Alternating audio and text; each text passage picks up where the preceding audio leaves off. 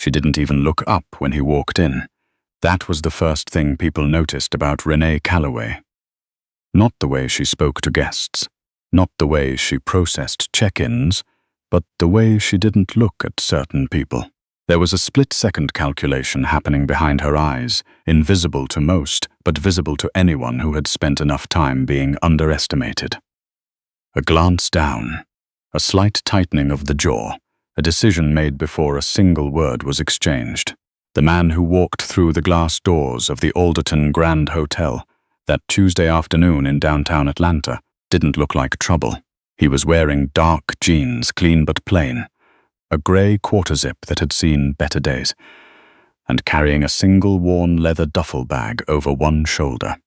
No rolling suitcase, no entourage, no one holding a door open for him. He was 41 years old, medium build, the kind of face that didn't announce itself, patient eyes, a calm that seemed almost deliberate, like someone who had trained himself to move through the world without disturbing it. His name was Adrian Moss. Most people in Atlanta didn't know that name yet, but they would. Renee Calloway, 34, senior front desk associate at the Alderton Grand, 8 years, on the job.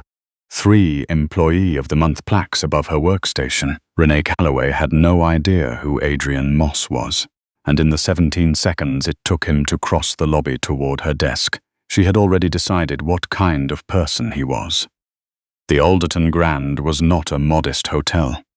Its lobby ceiling rose 40 feet above Italian marble floors. A chandelier the size of a small car hung at its center, casting light that made everything below it look slightly more important than it actually was. The hotel had hosted senators, a former vice president, 2 Oscar-winning actors whose names Renee had been trained never to repeat. It had a waiting list for its penthouse suites. It had a dress code, not written anywhere, but understood. Renee understood it better than most. "Can I help you?" she said, and the words came out right, the syllables properly spaced, her customer service voice fully engaged. But her eyes had already moved back to her screen before he reached the counter. Adrian Moss set his duffel bag down at his feet and rested both forearms on the marble edge. "Checking in," he said. His voice was quiet, even, the kind of voice that doesn't need to compete with anything in the room. Name? Moss. Adrian Moss. Renee's fingers moved across her keyboard, then they stopped. She looked at the screen for a moment longer than she needed to, and then she looked up at him for the first time. Not the glance she'd given him on arrival. A real look. The kind that measured. "I'm not finding anything under that name," she said. "It might be under the company name, Northgate Capital." Something moved across her face. Not recognition, more like recalibration. She typed again, and then she found it. And Adrian Moss could see the exact moment she did, because her spine straightened almost imperceptibly, and she clicked something, and then clicked it again. "I'm going to need to verify some information," she said. "Of course. Do you have a credit card for the reservation?" "I was told the room was already settled. Corporate account." Renee looked at him again. "I'm going to need a card on file regardless. Hotel policy." "That's fine." He reached into the front pocket of his duffel and pulled out a wallet. Plain black leather, no logos, and placed a credit card on the counter. She picked it up, looked at it, swiped it without a word. What Renee Calloway didn't know, because no one had told her, and because she hadn't thought to look, was that Northgate Capital had booked not one room, but the entire 14th floor of the Alderton Grand. For the following 3 days, 7 suites. The reservation had been made 6 weeks ago and confirmed twice. The rate was not the kind of number that got typed into the system, without someone in accounting noticing it. What Renee Calloway also didn't know was that the Alderton Grand's parent company, Westford Hospitality Group, had been in acquisition talks for the past 4 months. Talks that had stalled twice. Talks that were scheduled to resume this week in this building, with the man currently standing in front of her. But none of that was visible. None of that announced itself, and so Renee saw what she saw, A man in a grey quarter-zip with a worn duffel bag, no assistant, no driver waiting outside, no one fussing over him. And she made her calculation, and she moved forward with it. I'm going to need to see a government-issued ID. You have my card. It's policy for all guests, she said, though it wasn't. It was policy for guests who didn't arrive looking like they belonged. Adrian Moss looked at her for one quiet moment. Then he reached back into his pocket and placed his driver's license on the counter. She picked it up, looked at it, looked at him, typed something then. The room won't be ready for another 2 hours. My confirmation says 3 o'clock check-in. It's 3:15. We had some maintenance that ran over. I can put your bag in storage and let you know when it's ready. What room is it? She hesitated. Suite 1402.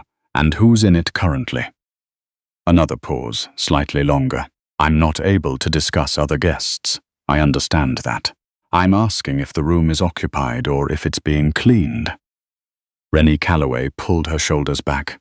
Sir, I've explained the situation. The room isn't ready.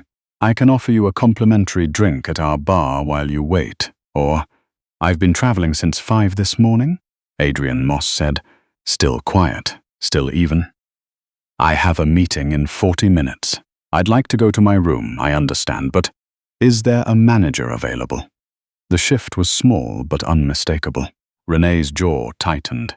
I am the senior associate on duty. I understand. But I'd like to speak with a manager.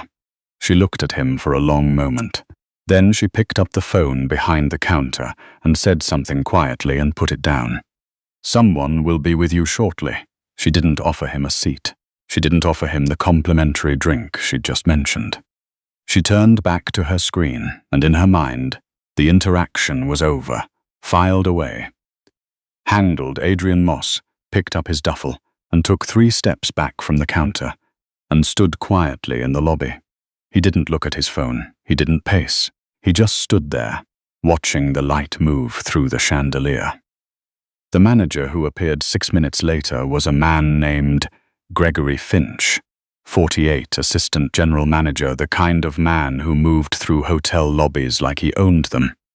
Which he didn't, but he acted as though he had partial equity.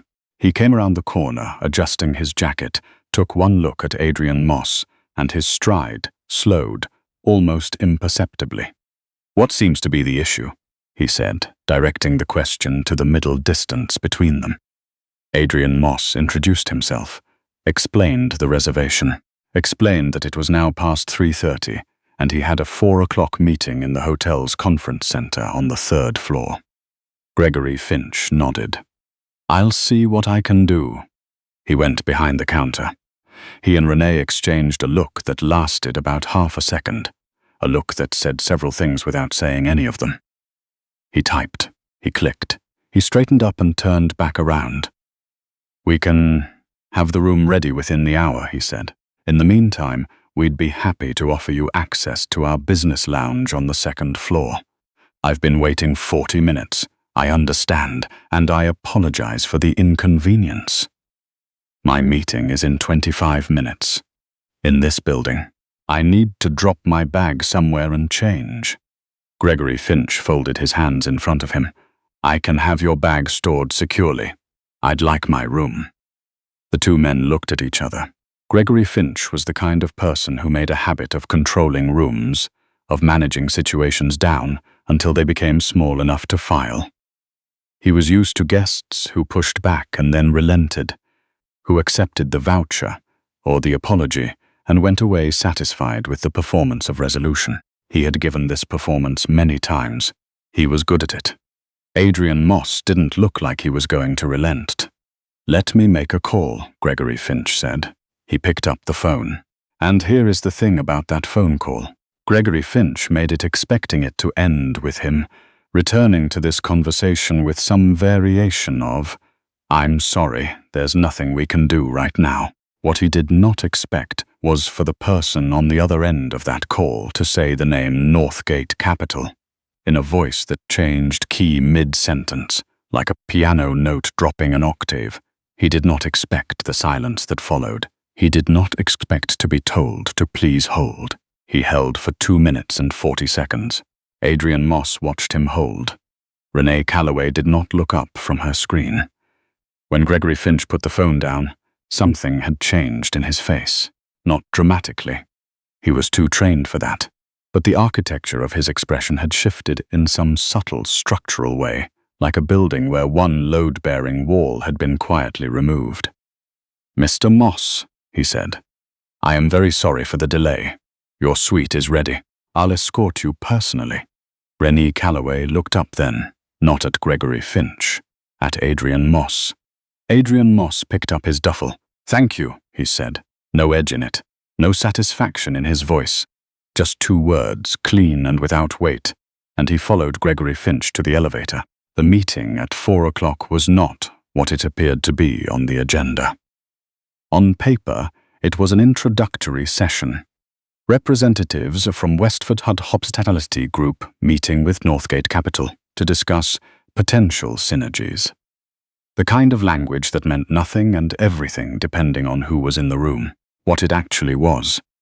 A final round conversation before a decision worth $340 million. Adrian Moss had built Northgate Capital from a 2-person operation in a sublease office in Chicago 12 years ago. He was now 41. He had never taken a salary above what was necessary. He drove a 7-year-old car and flew coach on routes under 4 hours and wore clothes that were clean and unremarkable and chosen for comfort rather than signal. This was not an accident. It was a philosophy. He had watched too many people spend their 30s decorating themselves with the evidence of what they were, and he had decided early on that he would rather be the thing itself than the advertisement for it. He was also, as of last quarter, the majority stakeholder in Northgate Capital, which held a controlling interest in 4 regional hotel chains, 2 commercial real estate portfolios, and a minority stake in a private aviation company. He had been on the Forbes list twice and had declined to cooperate with both profiles. He had no social media presence.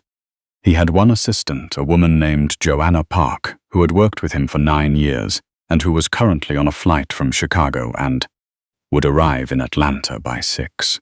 None of this was visible in the lobby of the Alderton Grand at 3:15 on a Tuesday afternoon. The meeting was held in the Magnolia Conference Room on the 3rd floor. Adrian Moss arrived 3 minutes early and poured himself a glass of water from the credenza and sat down and opened a legal pad and waited. He was the only person in the room. The Westford team arrived 4 minutes later. There were 4 of them, their CFO, their head of development, a legal liaison, and at the far end of the group, the general manager of the Alderton Grand Atlanta, a man named Walter Kress, who had been in his position for 11 years, and who, when he walked into the Magnolia conference room and saw the man sitting at the table, stopped walking entirely for one visible, undeniable moment. Walter Kress, 62, had spent 30 years in hospitality. He had a particular skill for reading rooms. He read this one immediately. He also recognized, with a sinking sensation that began somewhere behind his sternum, that he had received an email at 2:47 that afternoon, 43 minutes ago, alerting him that a guest of significant priority had checked in, and that the desk team had encountered some friction with the check-in process, and that he should be made aware.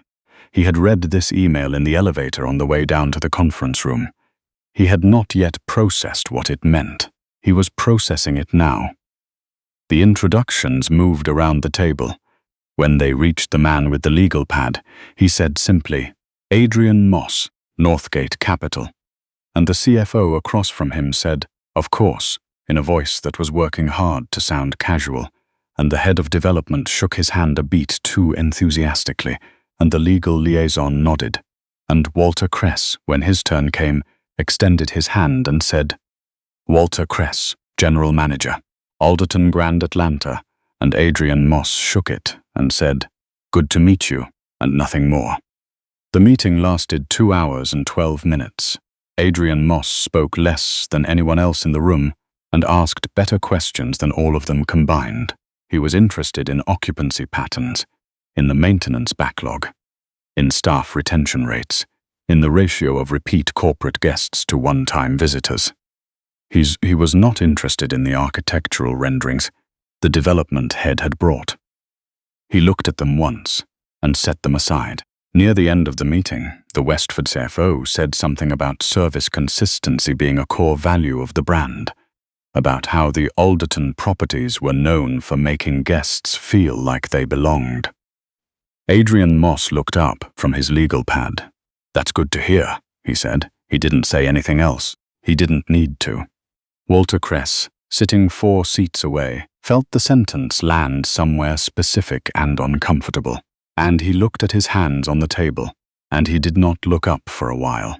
By 6:30 that evening, Joanna Park had landed and checked in and appeared at the door of Suite 1402 with her laptop bag and a coffee she'd bought in the lobby, and the kind of expression she reserved for situations that had developed while she was in the air. "Tell me," Adrian said. She sat down in the chair across from him. "Your reservation flagged in the system at 4:45. Someone in Westford's Atlanta office cross-referenced it, called corporate. Corporate called Walter Kress." She paused. "He's been leaving messages." "I know. How was check-in?" Adrian looked out the window at the Atlanta skyline. It was the kind of evening where the light came in low and long and made everything look like it was being lit for a photograph. "Educational," he said. Joanna had been with him long enough not to ask what that meant. "The GM was in the meeting," Adrian said. "I heard. He knew something was wrong before he walked in the door. You could tell. What did he do?" "Nothing," which was the right call in the moment. He was quiet for a second. "But the question isn't what he did when he knew who I was. The question is what was already happening when he didn't." Joanna opened her laptop. "Do you want me to pull the incident report from check-in?" "Already have it. Housekeeping director sent it to me an hour ago. He was appalled." A pause. "Which tells you something about the difference between the people working this property." She nodded slowly. "What are you thinking?" "I'm thinking about staff training, about who sets the culture on a floor, and whether that culture goes all the way up or just gets generated from the middle." He turned from the window. "I want to see the reviews for this property, not the curated ones. The ones from the last 6 months, 1 and 2 stars, sorted by front desk mentions." She was already typing. "Give me 10 minutes." He nodded.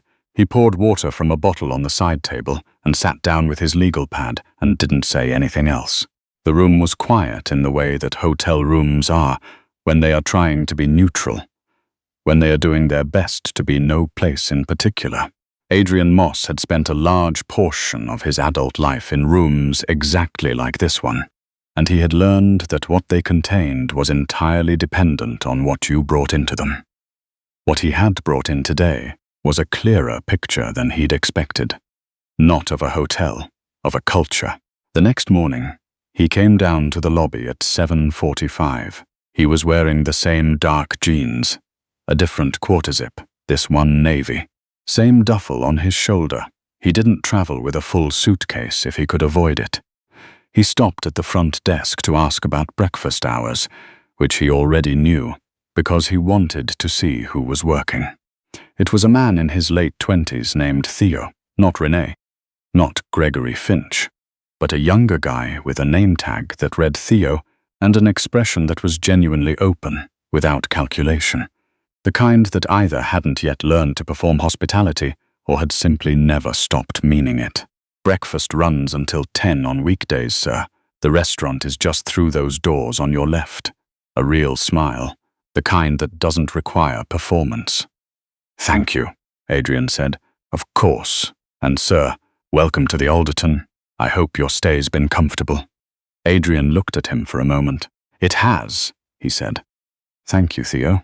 He walked toward the restaurant. He made a note on his phone as he walked.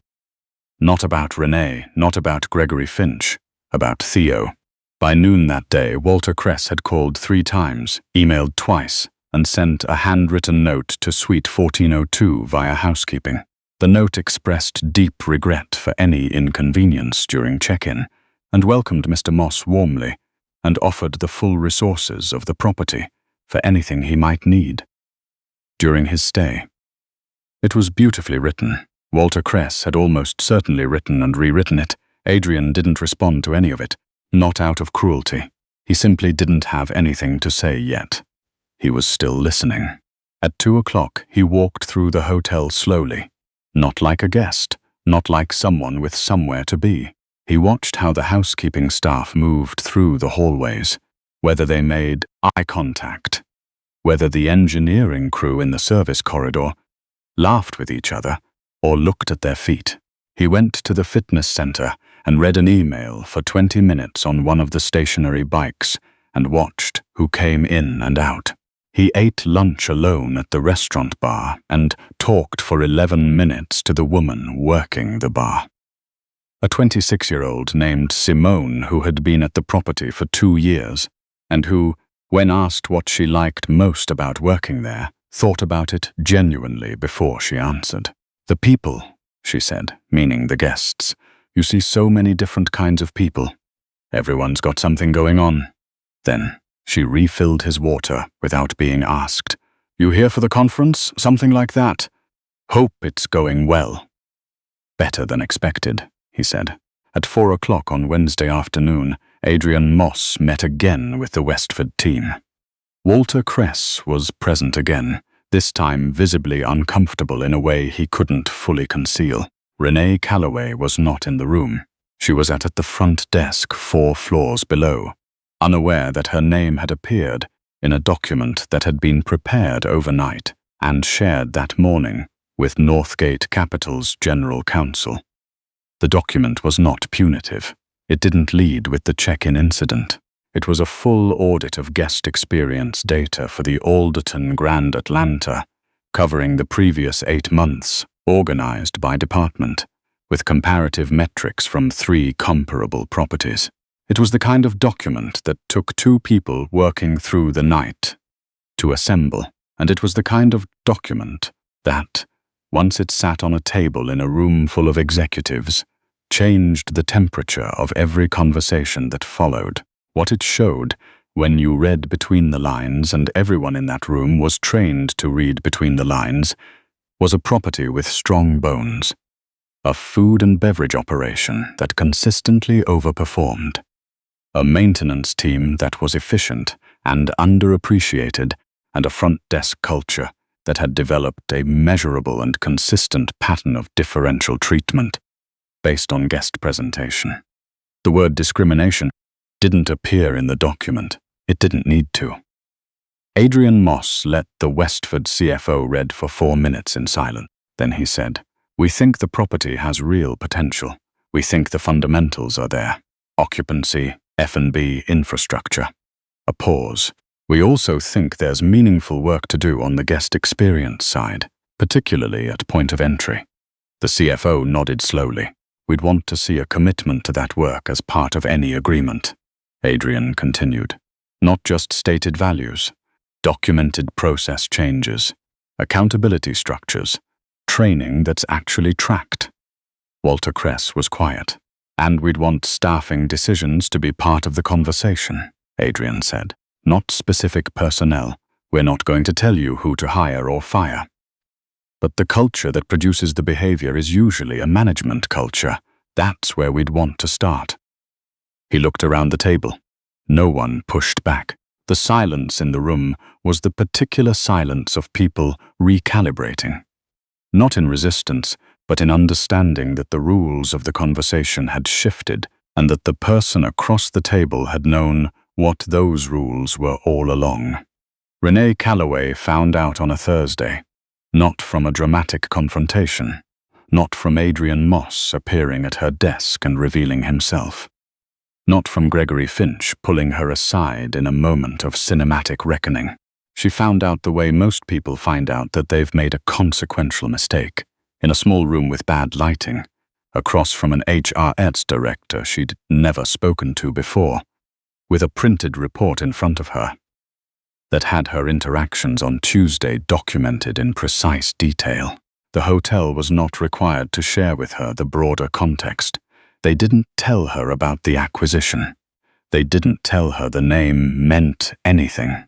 They told her what they could tell her, which was that her conduct during a check-in interaction on Tuesday, March 19th, had been reviewed in response to a guest concern and found to be inconsistent with the property's standards of hospitality. Renee sat in that room and felt the particular sensation of a floor that had always felt solid, suddenly revealing itself to have been built on something much less stable than she'd assumed.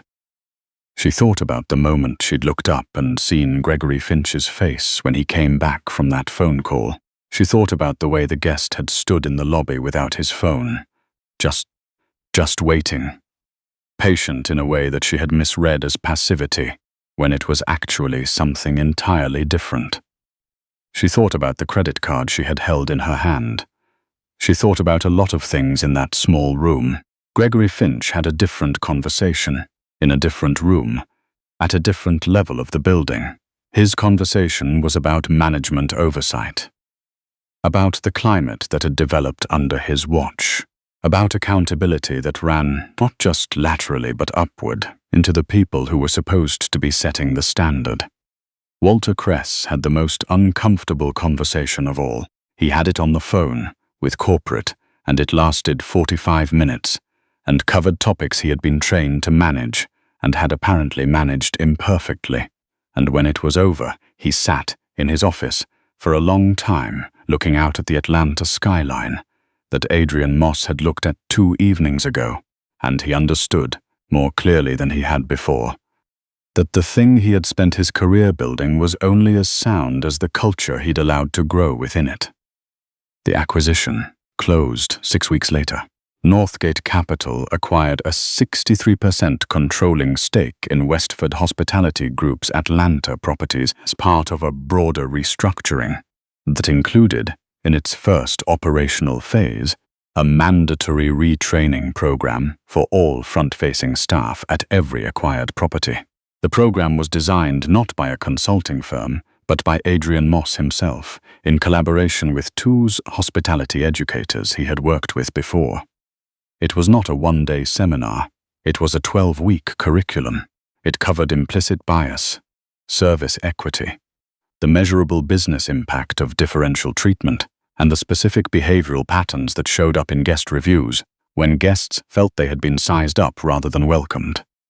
The curriculum had a name. Internally, the Northgate team called it First Impression. It was rolling out at 5 properties by the end of the quarter.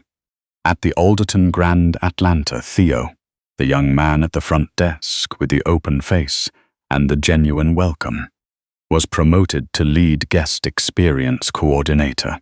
He was 28 years old. He had been passed over for the position twice before. Adrian Moss was not present at the rollout. He was in Denver, checking into another hotel, wearing a different quarter-zip, carrying the same worn leather duffel. The person behind the desk looked up when he approached. Really looked. "Good evening," she said. "Do you have a reservation?" "I do," he said, and he smiled. A small one, but real. He checked in without incident. He took the elevator to his room. He set his duffel on the luggage rack and stood at the window for a moment, looking at a different city's lights, thinking about all the lobbies he had walked through in his life and all the calculations that had been made about him in the 17 seconds before anyone said a word. He thought about the ones that had tried to shrink him and the ones that had simply seen him, and the vast difference between the two, and what it cost, in ways most people never thought to count, when an organization got that difference wrong. He pulled out his phone and called Joanna. "Denver looks good," he said when she picked up. "Good lobby? Better than good." He set his phone on the windowsill and loosened the zipper on his duffel. "I think we're going to like it here."